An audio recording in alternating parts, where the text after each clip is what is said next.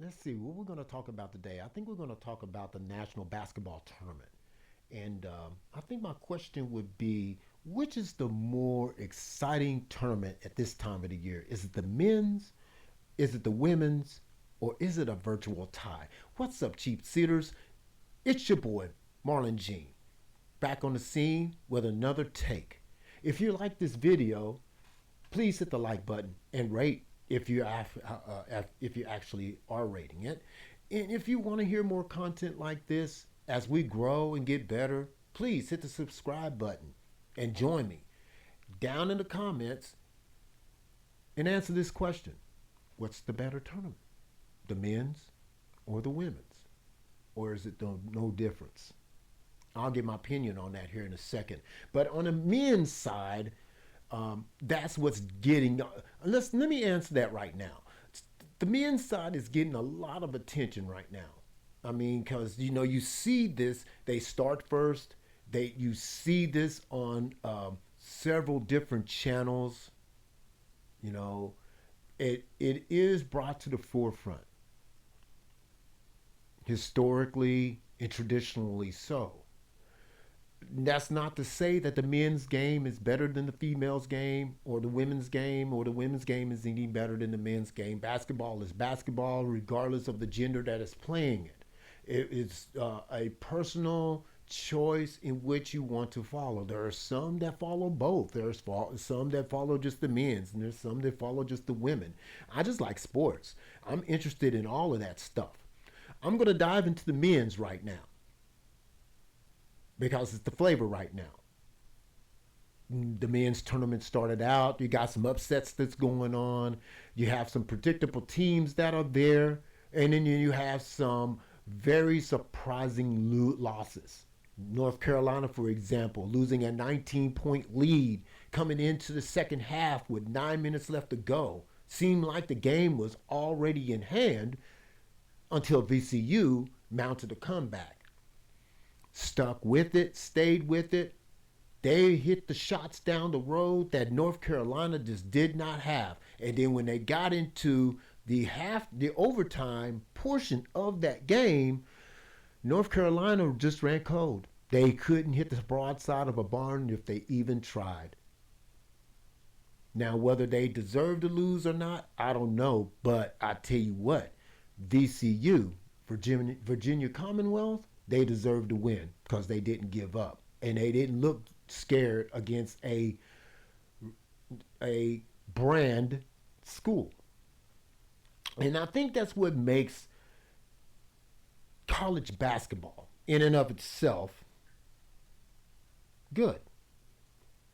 I think that's what makes it exciting to watch basketball, college basketball at this time of the year. The March Madness, the one shining moment, you hear on the CBS call, the broadcast, right? And it's the same for the men and the women, right? On the women's side, you got South Carolina. They've been dominant for for a few years now, winning a few championships with a lot of talent on that side. And you got the LSU's that's being consistently good. Even Oklahoma is in there this year. The women had a great season. You couldn't help but keep up with that.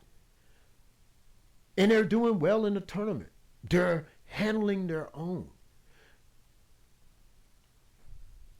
On the men's side, you got teams like Michigan that is starting to bring talent back into Ann Arbor and starting to look like the teams of the Fab Five era, right? Having some people kind of compare this year's team to that, which is no comparison. I'm just going to put that right out there. There's no comparison to those Fab Five teams back in the 80s and 90s. No. That's comparing oranges to apples. We're not doing that here. We're not doing that here. Let's just say that this Michigan's team is very talented. And if they would have won the Big Ten tournament, they would have been the number one overall seed instead of Duke. my personal opinion.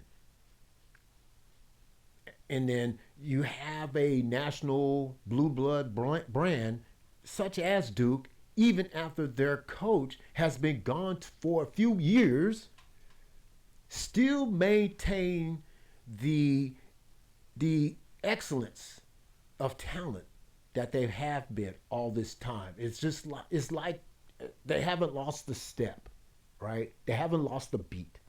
They continue to be as good as they've always been. Now, whether Mike K is still hanging around the program, advising whoever it is that is coaching now, or around the team or the university, bringing in recruits off of his name, image, and likeness, who knows? Unless you're following that particular school and diving into the intricacies of that school, who knows? Anyway, I think there has been a few upsets, like I said earlier, the North Carolina losing the way they did, um, some very obvious losses from other teams, TCU beating Ohio State. That was I can't say that's an upset because both teams again, what I was trying to convey, what I was trying to say earlier was, in college basketball, the talent is not concentrated in just one conference or one team. My slant is college football, and there is a disparity amongst teams and conferences in college football, which, and I feel like in the next couple of years it'll start to tighten up. But in college basketball, there's not a disparity. There's enough talent in college basketball to be spread around all the teams and all the conferences. So it's not like that, even though a name brand school like Duke or Arizona or Iowa State or Texas, whatever, is they're not as dominant within their conference or within other teams of America. They can get beat or they can win. And depending or depending on where they at in the order of things in the rankings, it really doesn't matter because the talent is just that good in college basketball. So when we get down into the tournament time, whether it's conference or whether it's national, the tournament is going to produce really good games. The VCU UNC game.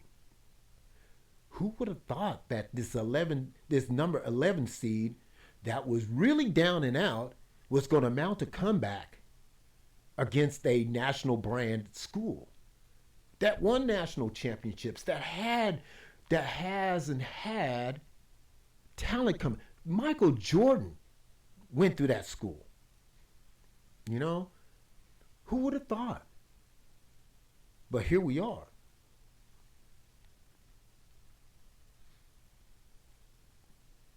Kansas is playing right now in a very tight game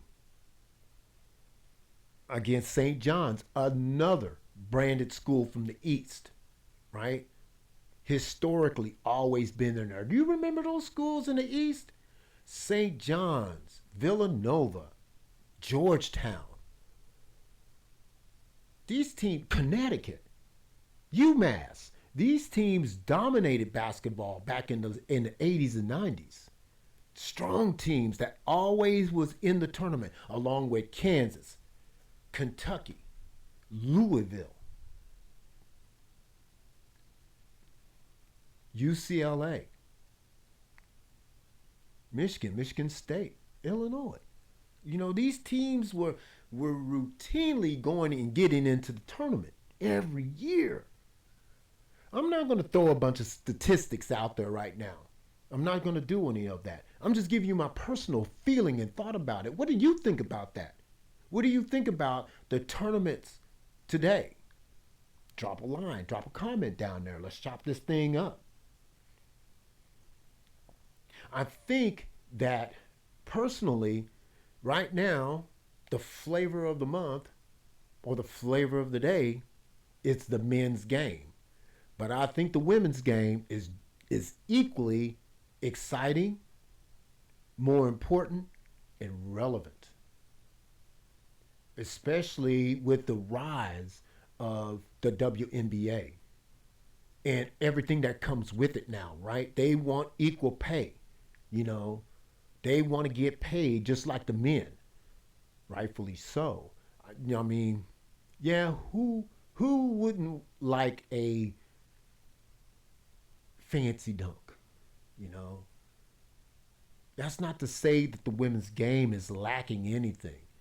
I've heard it said before, well, the women play a more technical game and blah blah blah. Well, it's just as exciting.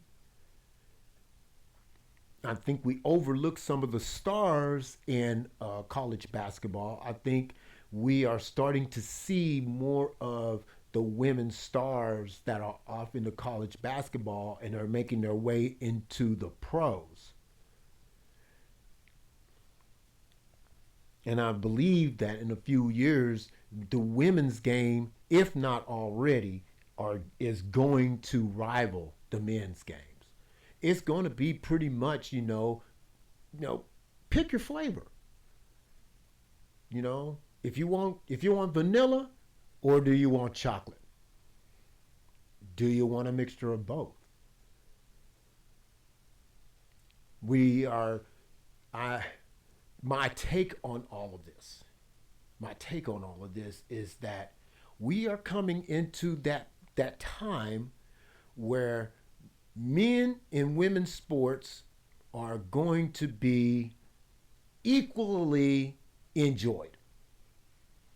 What I mean by that is that it's going to be enjoyable to watch the men and the women. And it's really not going to be any difference in between the both, especially in basketball. You're already seeing it in college baseball and women's softball. They're both two exciting sports that people want to see both of them, right? Me myself, I watched college baseball. I will be speaking on some of that soon, but then I also am a fan with a keen interest in women's softball because there's some good teams out there, both men baseball and women's softball. And I think in basketball we're quickly arriving to that moment, to that point. Let's not count the women out in this moment here, because the women's national basketball tournament is just as relevant as the men. And if you have an opportunity and the time to watch that, please do so. With that, I'm going to end this video. This is my first full video. I'm going to end it right here. If you like what you hear and you like what you see, please hit the like button below. If you're so inclined, please hit the subscribe button and join me on this growth trail. If you have a comment or a suggestion, please comment down below. Let's chop it up. Let's have this discussion. Let's have this discussion. And with that, we'll see you on the next one. Peace.